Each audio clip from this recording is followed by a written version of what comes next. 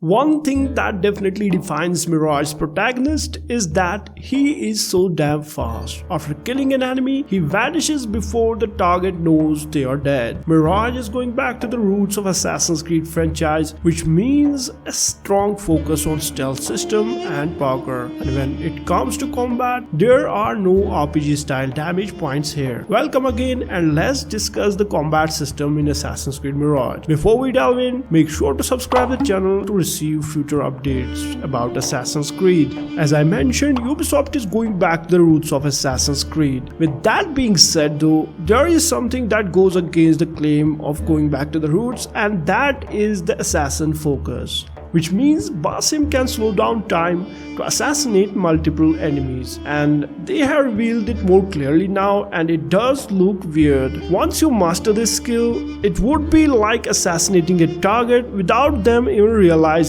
where you came from, and it would seem like Basim is teleporting to perform a deadly kill streak. While it may sound like an easy kill idea, it has been mentioned by the developers that players will have to plan this move properly with focus on where they will end up after the last kill in the streak, as this could be very dangerous and may end up in a very messy situation. Ubisoft's gameplay walkthrough also confirms that the chain assassinations are back, something that we have seen in previous Assassin's Creed games, but it's not in Mirage to the same extent. I mean, we can see Basim assassinate a guard at the foot of a staircase, and as he dispatches this one guard, the game prompts the player to assassinate another guard in view, the one walking down the staircase towards Basim. However, it's unclear whether Basim will be able to take advantage of this skill from the very start itself. Another interesting old combat mechanic that is worth highlighting from the gameplay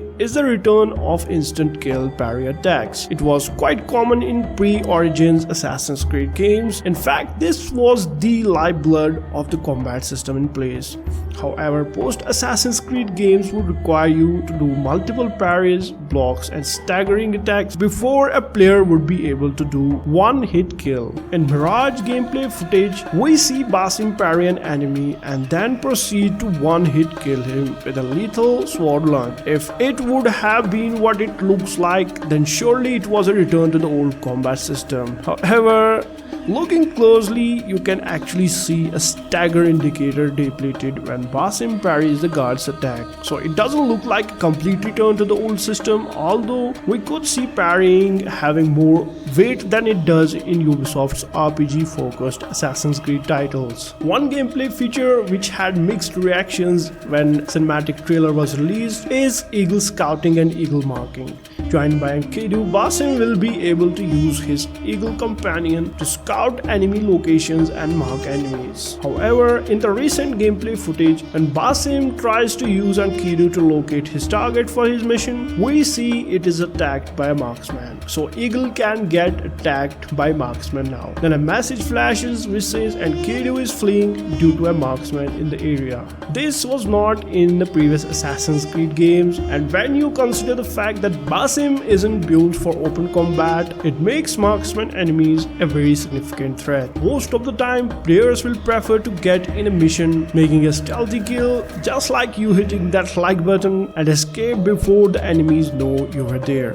However, if you fail to do that and are forced to kill the target in the plain sight, you will have to fight lots of enemies in complex battles and then escape through the city using your parkour skill. It might sound simple, but the new wanted system will cause more and more agile adversaries to give chase if you continue to leave chaos in your way. With old parkour skills back, including corner swings, and Basim even has a couple of other tools at his disposal, such as pole vault style rooftop crossover. Escaping the city would not be much difficult. Mirage aims to blend the cinematic flair as well as the player's skill and precision timing in the combat system, working off hitboxes and chip damage for normal attacks while still retaining some of that flair with a series of cinematic finishing moves. As Benjamin Fox said in an interview, "We create created our own players with an animation. You need to be precise and efficient with his moves, that is Basim's moves. We didn't want to linger. You can move from one attack to another very quickly. What we did do obviously